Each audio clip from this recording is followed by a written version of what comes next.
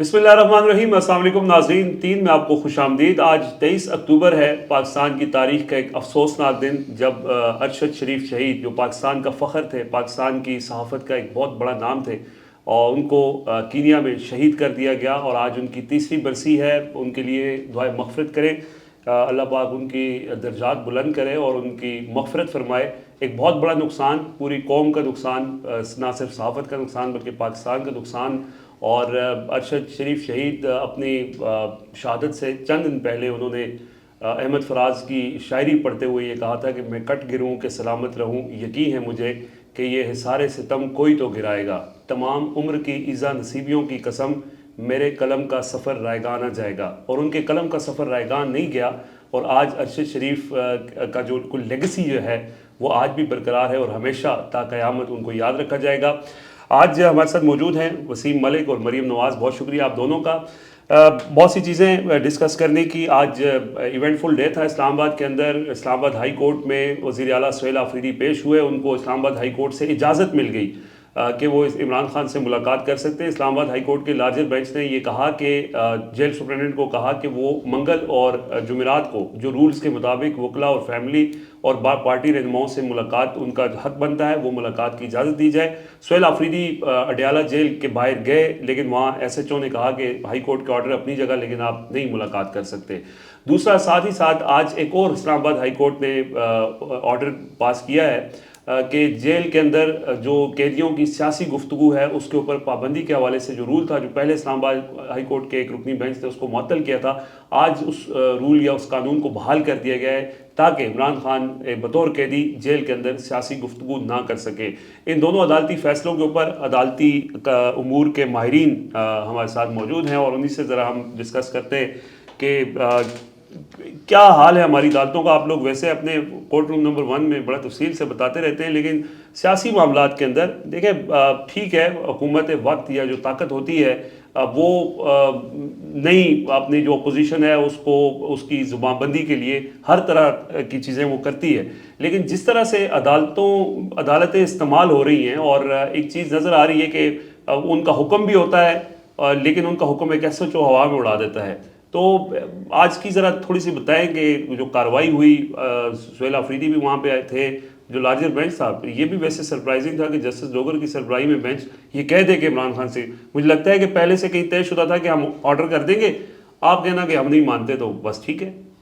اچھا دیکھیے، سب سے پہلے تو آپ نے ارشد شریف صاحب کا ذکر کیا۔ جب آپ یہ ذکر کر رہے تھے تو میں خود سے بھی یہ سوال پوچھ رہا تھا، اور اس لمحے مجھے تو ایٹ لیسٹ شرمندگی ہوئی اور بڑھ کے ہوئی، جس کو میں کنفیس کرنا چاہتا ہوں۔ ان کی شہادت کے بعد ہم نے ان کے لیے کتنی آواز اٹھائی۔ ایک تو ارشد صاحب جب زندہ تھے، جب وہ جرنلزم کیا کرتے تھے تو وہ ظالم حکمرانوں کو ایکسپوز تو کرتے تھے۔ ان کی شہادت نے نہ صرف حکمرانوں کو، یو نیم اٹ، آپ کسی بھی شعبہ فکر سے تعلق رکھنے والے پاکستان میں موجود لوگوں کا نام لیں، وہ ایکسپوز ہوئے ہیں۔ ان کی کوئی بھی پرانی گفتگو آج اٹھا کے دیکھ لیں تو آج کے دن تک وہ ریلیونٹ رہی ہے۔ پاکستان میں اس طرف آوازیں اٹھی، وہ مجھے یاد ہے وہ دن کہ جب ان کا جسد خاکی پاکستان میں آیا، پھر فیصل مسجد میں وہ پورا جنازہ اور ان کی تدفین تک کا مرحلہ، ہر آنکھ اشک بار، لوگ دیوانہ وار، ان کے صرف وہ ایمبولینس جو ہے اس کو صرف چھونے کے لیے، گل پاشی کرنے کے لیے، تو وہ بڑے دردناک مناظر تھے۔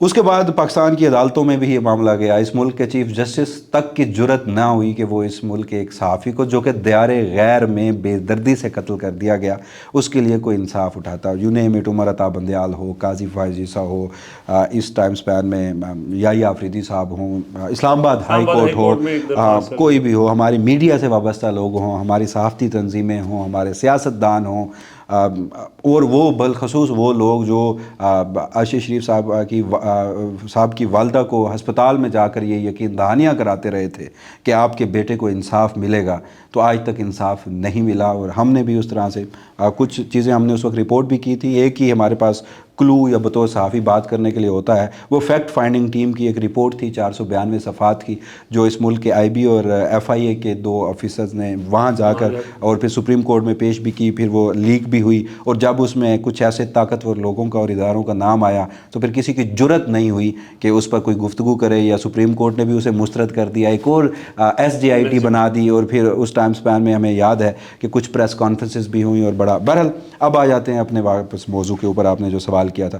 دیکھیے یہ پری پلانڈ اس لیے بھی تھا کہ سہیل آفریدی صاحب جو ایک قانونی طور پر اپنے آپشنز جو ہیں وہ استعمال کر رہے تھے. ارباب محمد طاہر صاحب کی عدالت میں یہ کیس ہوتا ہے, وہ نوٹسز کر دیتے ہیں پنجاب گورنمنٹ کو, جواب طلب کر لیتے ہیں, اور گزشتہ روز سرپرائزنگلی ایک کاز لسٹ آتی ہے اور اس میں کہا جاتا ہے کہ اب یہ مقدمہ لارجر بینچ سنے گا, ارباب طاہر صاحب, اعظم خان اور سرفراز ڈوگر صاحب اس مقدمے کی سماعت کریں گے. اور پھر کلب کر دیا گیا وہ دوسرا معاملہ جو جیل رولز والا تھا, اس پہ ہم الگ سے گفتگو کرتے ہیں. اور پھر اس میں ہوا یہ کہ آج کوئی نیا آرڈر جاری نہیں ہوا, یہ آرڈر مارچ کے مہینے میں طے شدہ اصول تھا. تب بھی تمام درخواستوں کو مختلف بینچز سے چھین کر سرفراز ڈوگر صاحب نے سردار اعجاز کے بینچ سے چھین کر اپنے پاس لگائیں اور اڈیالہ جیل کے سپرنٹینڈنٹ کو کہا کہ آپ جیل رولز اور مینول کے مطابق منگل اور جمعرات کے روز ملاقاتیں کروائیں. ملاقاتیں نہیں ہوئیں. جب بھی ہائبرڈ نظام چاہتا ہے ملاقات ہو جاتی ہے. صبح 5 بجے بھی ہم نے اڈیالہ جیل کے دروازے کھلتے دیکھے ہیں, خلاف معمول خلاف توقع بھی وہاں پر سب کچھ ہوتا رہا ہے. اور جب نہیں چاہتے تو پھر عدالتی فیصلوں کو اسی طرح بے تقیدی. آج وہی فیصلہ ہوا. اور آج لیکن ایک چیز تھی, اڈیالہ جیل کے سپرنٹینڈنٹ کمرہ عدالت میں کھڑے ہو کے کہہ رہے ہیں سلمان راجہ صاحب جو مجھے جو فہرست دیتے ہیں وہ مجھ تک نہیں پہنچتی. وہ مکر گئے, جھوٹ ہی بول رہے ہیں. ہاں ساری دنیا تک پہنچ جاتی ہے, اڈیالہ جیل کے سپرنٹینڈنٹ تک نہیں پہنچتی. ہاں چلیں یہ اس بات میں حقیقت ہے کہ وہ جو اڈیالہ جیل کے عملاً انتظامات کو سنبھال رہا ہے اس کے پاس پہنچتی ہو, وہ سپرنٹینڈنٹ تک نہ جانے دیتا ہو, تو یہ ایک حقیقت ہے. دوسری بات یہ کہ پھر عدالت کے حکم پر سلمان راجہ صاحب نے اس فہرست کو جو آج کی تاریخ کی تھی وہ سپرنٹینڈنٹ کو دی, اور اس میں سہیل آفریدی کا نام سیر فہرست تھا. اور اس کے بعد پھر سہیل آفریدی صاحب وہاں گئے, علامتی دھرنا بھی دیا, ملاقات نہیں کروائی گئی. اور کچھ جو میں کہتا ہوں ان کو کہ وہ جو ہائبرڈ نظام کے کاسا لیس ہیں وہ آگے سوشل میڈیا پہ کہتے ہیں کہ ریٹن آرڈر کہاں ہے, جب تک ریٹن آرڈر نہیں آئے گا ملاقات نہیں ہونے دی جائے گی. ہم نے اس ملک میں آئین کی پامالی, قانون کی دھجیاں اڑانے دیکھی ہے, لوگوں کے مینڈیٹ کو شب خون مارتے دیکھا ہے. تو یہ عدالتی فیصلے کی بے تقرری. اور پھر بڑھ کے جج صاحبان کے اگر خود اپنے ضمیر خلش محسوس نہیں کرتے کہ ان کے فیصلوں کی بے توقیری ہو رہی ہے تو پھر آپ اور میں یہاں بیٹھ کے نوائی پیٹتے رہیں گے. صحیح بات ہے. مریم, میں یہ جو سیاسی گفتگو پر پابندی ہے یہ ضیاء الحق کے دور میں لگائی گئی تھی اور آج اس کو ان کی یاد تازہ کی گئی ہے, تو یہ کب یہ پابندی لگی, اس کا ذرا بیک گراؤنڈ بتائیں. دیکھیے بیسکلی 1978 میں جب ضیاء الحق کا دور تھا تو جیل رولز کے اندر امینڈمنٹ کی گئی تھی, اور اس میں ایک جیل رول شامل کیا گیا تھا جو کہ پریزن رول 265 ہے, اور اس کے تحت کوئی بھی جو ہائی لیول کا قیدی ہے وہ کسی بھی قسم کی سیاسی گفتگو نہیں کر سکے گا. اس وقت جو ماحول تھا ملک کا اس کو بہت سارے لوگ جانتے ہیں, کس قسم کا جبر تھا, کس قسم کی زبان بندی تھی. اور شاید ذوالفقار علی بھٹو کی گفتگو روکنے کے لیے کیا ہوگا, یا اور بھی وہ اور عملاً ڈکٹیٹرشپ تھی نا. صحیح ہے, ایک مارشل لا کا دور تھا, سخت قسم کا مارشل لا تھا. اور پھر اس وقت جو ہے یہ پابندی لگائی گئی. اب وہ پابندی نا مطلب وہ رول برقرار رہا, ایک لمبے عرصے تک برقرار رہا. اس دوران کئی سیاسی ادوار آئے, کئی سیاسی قیدی گزرے, انہوں نے باتیں بھی کی, سیاسی باقاعدہ میٹنگز ہوتی رہی, سب گزرتا رہا. اب یہ استعمال کب ہوا؟ پچھلے سال یعنی عمران خان کی ہی پارٹی کے مختلف رہنما جب عمران خان سے ملاقات کے لیے جاتے تھے تو پنجاب حکومت یہ موقف لے کر آئی, اور سپرنٹینڈنٹ اڈیالہ جیل جو ہے وہ موقف لے کر آئے. جسٹس سردار اعجاز اسحاق کی عدالت میں جب شیر افضل مروت نے درخواست دائر کی کہ ہماری ملاقات نہیں ہونے دی تھی, اس وقت وہ پی ٹی آئی کا حصہ بھی تھے, ان کے ایم این اے تھے, تو تب جو ہے وہ جسٹس سردار اعجاز اسحاق نے پنجاب گورنمنٹ سے جواب مانگا. ان سے پوچھا کہ یہ کیوں آپ اس پریزن رول کا حوالہ دے رہے ہیں, کوئی منطق ہوگی پیچھے, اچانک سے آپ کو کیوں یاد آیا کہ سیاسی گفتگو نہیں ہونی چاہیے؟ وہ نہیں آئے. جج صاحب نے اس پر سنا شیر افضل مروت کو, ان کی پلی تھی کہ یہ نہیں برقرار رہنا چاہیے, عامر کے دور کا رول ہے, اور جج صاحب نے اس کو جو پریزن رولز ایکچولی پاکستان اس سے پہلے فالو کرتا آ رہا تھا ان سے اس کو متصادم قرار دے کے کالعدم قرار دے دیا. اب وہ سنگل بینچ کا آرڈر تھا, وہ آج تک بھی پڑا تھا, کسی کو پتہ نہیں تھا. جب عمران خان سے ملاقات کے لیے خاص طور پر سہیل آفریدی گئے, علی امین گنڈا پور ملتے تھے, سیاسی امور ڈسکس ہوتے تھے, وہ تو آؤٹ آف دا وے جا کر ملتے تھے. آخری ملاقات بھی ان کی ایسے دن پر ہوئی, منڈے کو ہوئی جب نہیں ملاقات کا دن تھا. تو اب آ کر جب وہ آج ٹیک اپ ہوتی ہے درخواست اچانک سے, اور اس کے اندر پنجاب گورنمنٹ کے جو ایڈوکیٹ جنرل ہیں امجد پرویز صاحب, شریف خاندان کے ڈائریکٹ جو ہے وہ ہمیشہ سے وکیل رہے ہیں, وہ پیش ہو جاتے ہیں اور وہ بتاتے ہیں کہ ہماری اس درخواست کو سنا جائے. اس کے علاوہ جتنے مقدمات ہوتے ہیں, مطلب عدالتی حکم کی بے توقیری ہو رہی ہے, ملاقاتوں کے لیے باقاعدہ ایک اسکیجول بنا ہے, اس کو فالو نہیں کیا جا رہا, وہ ساری باتیں جسٹس سرفراز ڈوگر کی سربراہی میں 3 رکنی بینچ جو ہے وہ سائڈ پہ رکھ دیتا ہے. لیکن اس ایک مدعے کو پکڑ لیتا ہے, اس کے اوپر دلائل بھی ہوتے ہیں. سلمان اکرم راجہ صاحب بات کرنا چاہتے ہیں, ان کو بات کرنے نہیں دی جاتی. ایڈوکیٹ جنرل صاحب جو پلی لے کر آج یہ آرڈر لے چکے ہیں, وہ پتہ ہے کیا ہے, وہ یہ ہے کہ جی ہمیں سنا نہیں گیا, وہاں پہ ہمیں نوٹس نہیں کیا گیا. جبکہ جو جسٹس سردار اعجاز اسحاق کا آرڈر تھا نا, اس کے اندر لکھا گیا کہ ہم نے 3 ماہ پنجاب حکومت کا انتظار کیا کہ وہ ہمیں جواب دے کہ کیوں جو ہم نے انہیں نوٹس کیا کہ کیسے یہ جیل رول برقرار رہنا چاہیے 265 جو انہوں نے نہیں دیا، اس وجہ سے وہ کل عدم ہوا. اور اب آ کر وہ پلی لے رہے کہ جی وہ ایک طرفہ آرڈر ہو گیا تو ہمیں 27A کا نوٹس نہیں ہوا، تو آفتاب شیرپاؤ کیس ہے اس کے خلاف ورزی ہے اور یہ وہ. اس کی بنیاد پر جس وجہ سے یہ مقدمہ آج مقرر کیا گیا تھا، یہ کوئی سہیل آفریدی کی ملاقات کے لیے نہیں کیا گیا تھا، یہ اس ایک رول کو بحال کرنے کے لیے کیا گیا تھا. اور وجہ یہ ہے کہ کیوں بات کی جائے سیاسی، کیونکہ سہیل آفریدی نے ملنا ہے عمران خان سے، انہوں نے کابینہ بنانی ہے، انہوں نے صوبے کے اوپر پالیسی میٹر پہ پوچھنا ہے، افغانستان سے ایشو ہے، صوبے کو لے کے عمران خان کا ایک اور موقف ہے جو اس وقت انہیں پسند نہیں ہے. تو اس موقف کی ناپسندیدگی کی وجہ سے وہ انہیں نہیں چاہیے. ہمارے کوئی اور معاملات جو ہے وہ ڈپلومیٹک فرنٹ پہ چل رہے ہیں، تو سب کے پیچھے جو پوری کہانی لگی وہ جسٹس ارباب طاہر کی عدالت میں مقدمہ لگ جانا سہیل آفریدی کا، پھر ان کا نوٹس کر دینا، پھر ان کے نوٹس کے پچھلے دن جس دن مقدمہ مقرر ہے لارجر بینچ کے سامنے مقدمہ چلے جانا، سب کا ایک مقصد تھا اور وہ یہ تھا کہ کہیں کوئی جو ہے نا وہ انٹرا کورٹ اپیل میں جا کے بھی یہ معاملہ خراب نہ ہو. اور مزے کی بات یہ ہے کہ 24 مارچ 2024 کا جو آرڈر ہے جو اس بینچ نے پہلے کیا، جس میں انہوں نے جیل کے اندر ملاقاتوں کا اسکیجول طے کیا، اس کے اندر انہوں نے ایک چیز لکھ دی ہے کہ اگر آئندہ بھی کوئی معاملہ اس طرح کا ہوگا تو وہ ہمارے سامنے ہی ہوگا. یعنی یہ آرڈر فائنلٹی اختیار نہ کریں، یہ معاملات سپریم کورٹ میں بھی نہ جائیں. آپ لوگ بیٹھ کے تنقید پہ تنقید کرتے جا رہے ہیں. میرے خیال میں ہمیں تھوڑا سا نا اس میں جس کا کریڈٹ بنتا ہے اس کو وہ بھی دینا چاہیے. ایک منتخب وزیر اعظم تھا، اسے ایک آرمی چیف چاہیے تھا. ہماری ماضی کی سیاسی تاریخ اچھی نہیں تھی. وہ جو تاریخ کے اوراق آپ جب کھنگالتے ہیں تو آپ کو اس قسم کی کہانیاں ملتی ہیں. تو وہ ملتان گئے، اس وقت کے جو ملتان کے کور کمانڈر تھے وہ اس کو سگار سلگا کے دے رہے تھے اور بڑی آؤ بھگت کر رہے تھے. اس نے 7ویں 8ویں نمبر سے اٹھا کے آرمی چیف لگا دیا. اس آرمی چیف نے اس ملک میں مارشل لا لگا کر اور اسی منتخب وزیر اعظم کا تختہ الٹا اور اس کے بعد پھانسی کے گھاٹ تک پہنچا دیا. پھر کیا ہوا؟ نہیں، رولز کے بعد اس کے بعد پھر اس نے کچھ اپنے سیاسی بیٹے پیدا کیے. ان میں پہلا ایک نام تھا نواز شریف صاحب کا، اور پھر چھوٹے بیٹے سیاسی جو ان کے ہیں وہ شہباز شریف صاحب تھے. پھر پہلے پنجاب کے فائنانس منسٹر، پھر چیف منسٹر، پھر پرائم منسٹر، اور جو چھوٹے بیٹے ہیں سیاسی وہ چیف منسٹر لگ گئے. تو پھر وہ بڑھتا گیا. تو اب میں آج ہی تقاریر کچھ اٹھا کے دیکھ رہا تھا کہ جب ضیاء الحق صاحب کی موت ہوئی نا تو اس دن ان کا فیونرل تھا یہ فیصل مسجد میں. تو اعجاز الحق صاحب کھڑے ہیں، نواز شریف صاحب کھڑے ہیں، بڑے جذباتی انداز میں گفتگو کر رہے ہیں، تقاریر کر رہے ہیں. اور ایک نئی انٹرویوز ہیں، تقاریر بڑی پڑی ہیں کہ میں اصل شہید یہ ہے، وہ جو لاڑکانہ والا شہید ہے وہ تو غدار تھا ملک کا، اس نے ملک کے ٹکڑے کیے، اور اس طرح کی گفتگو. اور پھر جذباتی ہو کے کہتے ہیں کہ میں شہید ذوالفقار علی بھٹو کا مشن آگے لے کر بڑھوں گا. تو وہ جو مشن تھا نا وہ پیڑھی در پیڑھی آگے بڑھتا جا رہا ہے. ضیاء الحق کا مشن آج بھی زندہ ہے، اور ان کی جو سیاسی پوتی تھی انہوں نے آج اس کی جو اونرشپ ہے وہ لی ہے، اور مریم نواز شریف صاحبہ نے اپنے سیاسی دادا کے مشن کو آج دوبارہ زندہ کیا ہے. اچھا یہ بتائیں کہ ایک کنٹیمپٹ آف کورٹ نام کی کچھ چیز ہوتی ہے نا، عدالتی حکم پہ عمل درآمد نہیں ہوتا تو اس کے بعد ایک توہین عدالت کا تصور ہے، وہ کیا ختم ہو گیا؟ اس کو بھی معطل کر دیا گیا؟ اس کے لیے نا وہ ہم پہلے بھی بات کر رہے تھے، عدالتوں کی صوابدید ہوتی ہے انہیں توہین محسوس ہو. تو جہاں پر ایسے بندے لائے جائیں جن کو مطلب ضمیر کی خلیج ہی نہیں موجود، تو وہاں توہین کون سی محسوس ہونی ہے؟ ان کے اندر ہے ہی نہیں، وہ ایگزسٹ نہیں کرتی. وہ تو ایسے فیصلے کر دیتے ہیں جو مقدمہ ان کے سامنے نہیں ہوتا. تو یہ تو پھر بھی ان کے سامنے کچھ آیا تھا. میرے خیال میں مریم نے بڑے ہی مہذب انداز میں اس کو بیان کر دیا، تو ہم آگے بڑھتے ہیں. اچھا وہ کہتے ہیں سہیل آفریدی ایک دو چیزیں انہوں نے کی ہیں. انہوں نے کہا جی کہ ایک تو تب تک کیبنٹ نہیں بنے گی جب تک عمران خان سے ملاقات نہیں ہوگی. تو ایک وہاں پہ گورننس کے حوالے سے ایک خلا تو پیدا ہوا ہے. ایک تو وہ معاملہ ہے. دوسرا انہوں نے کہا آج بڑا کیٹیگوریکلی کہ اگر ہمیں عدالتوں سے انصاف نہیں ملے گا تو ہم پھر عوامی انصاف کی طرف جائیں گے. اور ساتھ ہی انہوں نے گفتگو کے اندر یہ کہا کہ اب میں کل سے لوگوں کے درمیان جا رہا ہوں. ایک وہاں پہ ظاہر ہے پبلک وہ عوامی رابطہ مہم ہے، مختلف شہروں میں وہ جائیں گے. نومبر کے حوالے سے مطلب چیزیں گورنمنٹ کے پاس یہ رپورٹس ہیں کہ نومبر میں پی ٹی آئی ایک بڑا لانگ مارچ کرنے جا رہی ہے.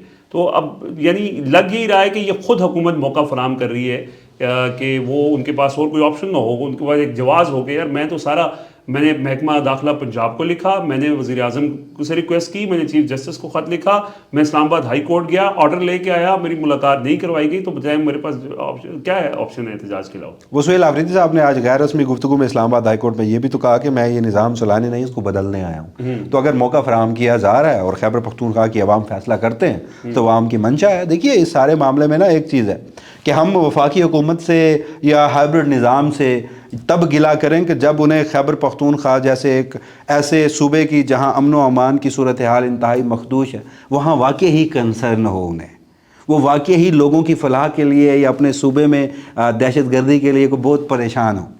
ایک چیف ایگزیکٹو ہے, منتقلی اقتدار ہو رہا تھا, آپ راولپنڈی سے پہنچ گئے پشاور, آپ نے وہاں پریس کانفرنسز کر دیں, تمام راستے روکنے کی کوشش کی گئی. تو پھر کچھ چیزیں نا بڑی بدقسمتی ہے کہ یہ سارے معاملات جو ہیں نا یہ اب انا سے چھوٹے رہ گئے, انا بہت بڑھ چکی ہے. تو جب آپ سہیل آفریدی کا عملی صورت میں راستہ نہیں روک سکے تو پھر آپ ملاقات کا تو راستہ روک سکتے ہیں, اور آپ وہ کر رہے ہیں. نہیں, انا میں تو پھر ظاہر ہے جب ایک طرف سے انا ہوتی ہے تو پھر دوسری طرف سے انا ہوتی ہے, اور پھر وہاں کروڑوں لوگ ہیں, 4.5 کروڑ لوگوں کا صوبہ ہے, اور پھر انا کا مقابلہ انا سے ہی کیا جاتا ہے. مریم مجھے تھوڑا سا آخر میں آج خبر سامنے آئی کہ وفاقی کابینہ نے ٹی ایل پی کے اوپر پابندی لگانے کا فیصلہ کر دیا ہے. اب کیا اتنا آسانی سے یہ پابندی لگ جائے گی؟ ایک تو اس کا قانونی پہلو تھوڑا سا بیان کرتے ہیں, پھر اس کا جو سیاسی پہلو ہے کہ کسی جماعت کے اوپر اگر پابندی لگ جائے گی تو اس کے جو کارکنان ہیں یا فالوورز ہیں یا چاہنے والے ہیں, کیونکہ ایک انتخابی جماعت ہے نا, اس پروسیس میں رہی ہے, تو اس سارے چیز کو ذرا تھوڑا سم اپ کیجیے گا.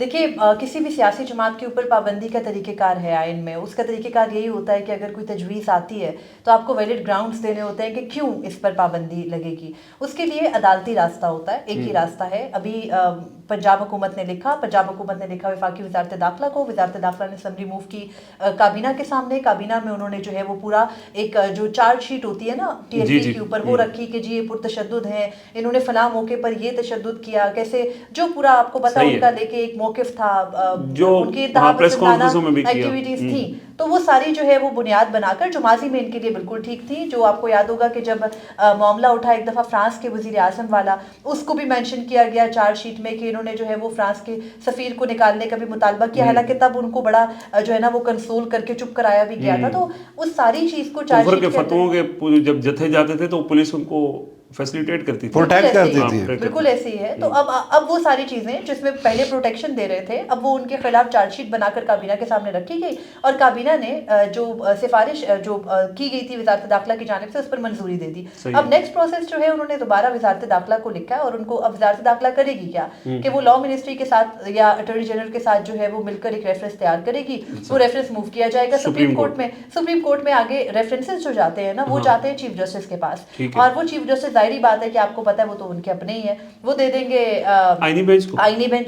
آئینی بینچ پہ وفاقی کا بھی نہیں سمجھے. ہاں جی, آئینی بینچ پہ نہیں, اس میں ایک چیز ہے. اچھا, میں مطلب انٹرسٹنگ یہ معاملہ اس طرح سے بھی ہے کہ پتہ یہ کرنا چاہیے کہ اس میں جہاں بہت سارا مواد لگایا گیا ہوگا تو کیا سپریم کورٹ آف پاکستان کا قاضی فیض کا 2019 والا فیض آباد دھرنا کیس کا فیصلہ بھی لگایا گیا ہوگا, اور اس میں لکھا گیا ہوگا کہ اس ملک کی خفیہ ایجنسیاں جو ہیں وہ کیا کیا کردار ادا کرتی رہی ہیں, اس میں وہ تمام چیزیں ایڈ کی گئی ہوں گی. دیکھیے اس کی نا ویسے ان ریسنٹ ٹائمز تو جو صورتحال ہوگی, لیکن اس میں ایک چیز دلچسپ ہے, اگر یہ معاملہ آگے پروسیڈ ہوتا ہے تو جب کسی سیاسی جماعت پر پابندی کے حوالے سے آپ سپریم کورٹ میں ریفرنس دائر کرتے ہیں نا, تو سپریم کورٹ اس کے اوپر ایک فوجداری ٹرائل کی طرح کرتی ہے. استغاثہ, مدعی, آپ کو ثبوت دکھانے ہیں, ایک ایک چیز آپ کو ثابت کرنی ہے, وہ اوپن ٹرائل ہوتا ہے, میڈیا وہاں پر موجود ہوتا ہے. تو میں تو چاہتا ہوں کہ ذرا ہو اور اس پہ پتہ چلے کہ بنایا کس نے.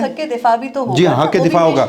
بنایا کس نے, پالا کس نے, یہ سوال بہت اہم ہے. فنڈ کس نے کیا, سب کچھ ڈسکس تو ہوگا شروع سے. یا تو وہ آپ کو پتا ہے آئینی بینچ جیسے ابھی آج کل 26ویں ترمیم سن رہا ہے, تو وہ 10ویں سماعت ہوگی اور وہ 10ویں سماعت پہ ننھے بچوں کی طرح آ کر پہلے ہاں ہمیں بتائیں, کسی نے ہمیں کچھ نہیں بتایا, آپ ہمیں بتائیں. تو یہاں سے بھی انہیں الف سے شروع کرنا پڑے گا کہ حضور آپ آئے کہاں سے, آپ کو لایا کون, آپ نے کب رجسٹر کروایا. اگر آپ اتنا پرتشدد جتھا تھا اور آپ مذہب کو استعمال کرتے تھے تو الیکشن کمیشن نے آپ کو. اچھا, فنڈنگ میں بھی لکھا گیا ہوگا اس میں, تو پھر اس میں یہ بھی پوچھا جائے گا کہ کس نے کراچی کے بڑے بڑے بزنس مینس کی ذمہ داری لگائی ہوئی تھی کہ آپ نے فنڈ بھی کرنا करना है। हाँ, और फिर कैसे आपका इतना बड़ा नेटवर्क बन गया, फिर आप कैसे पंजाब की जो है वो दूसरी बड़ी मकबूल जमात बन गए, फिर आपने इतने सारे अपने एमएनएस जो है वो सिक्योर, एमपीएस सिक्योर कर लिए, आप कहाँ से इतने सारी नुमाइंदगी ले आए, फिर इतना होल्ड जिस पार्टी का था, और फिर आपको पता है फिलहाल तो एक अलग किस्म का माहौल चल रहा है, खामोशी चल रही है, क्रैकडाउन चला, गॉड नोज के बैक डोर्स में क्या बातें या चीजें उनके को लेकर चल रही है। लेकिन अगर वो उसकी लीडरशिप स्टैंड ले जाए या उनके कुछ लोग स्टैंड ले जाएं तो फिर मेरे ख्याल में 13 अक्टूबर सानिया मुरीद के ये भी उसका एक हिस्सा है, पार्ट एंड पार्सल है, वो भी फिर डिस्कस होना चाहिए। गो कि हुकूमत जो है वो इसी मेरा ख्याल है कि उस वाक़ये को बुनियाद बनाकर ये कहेगी कि हमारे 3 जो है वो जो उसमें वो कैजुअलिटीज का जिक्र कर रहे हैं, उसी को बुनियाद वो टीएलपी भी कह रही है, पीटीआई ने चले मुतालबा कर दिया क्योंकि वो 26 नवंबर उनके साथ ये गुजरा है, टीएलपी भी यही कह रही है ना कि आप जुडिशियल इंक्वायरी करवाएं, खुल के बात करें। ये भी हो सकता है कि जो वो ये पूरा केस है इसके अंदर आईनी बेंच कहे कि वो सेंसिटिव मामलात हैं तो हम इसको इन कैमरा देखते हैं, और इन कैमरा देखते हुए वो उनका जो दिल में आएगा वो करेंगे। आप लेकिन फिर भी बहुत सारी चीजें नहीं, फिर भी बहुत सारी चीजें जो है बाहर आ जाती हैं। ये मामला एक बार सरफेस पे आता है ना तो फिर बहुत सारी चीजें रिपोर्ट होती है, तहरीरी फैसला भी आएगा, बहुत सारी चीजें, फिर उसमें ये होगा कि फिर खबरें चलाई जाएंगी सिक्योरिटी जराए या कोई भी किसी भी जराए से कि इस फैसले को भी रिपोर्ट करने वाले के ऊपर पीका या एनसीसीआई या मीडिया तो वैसे बैन हो जाएगा, और इस बार फिर ये तो एनसीसीआई वाले खुद फंस चुके हैं। नहीं, ये भी हो सकता है कि अभी वो पाबंदी के मामले पर सुन ही रहे हो तो पहले सोशल मीडिया पे चल रहा हो कि ये फैसले में शामिल हो चुके, अभी तक सुप्रीम कोर्ट के साथ ये नहीं हो सका तो वो भी अभी देखना है हमने। चलें जी, बहुत शुक्रिया आप दोनों का, अपना फीडबैक जरूर दीजिएगा, इजाज़त दीजिए, अल्लाह हाफिज़।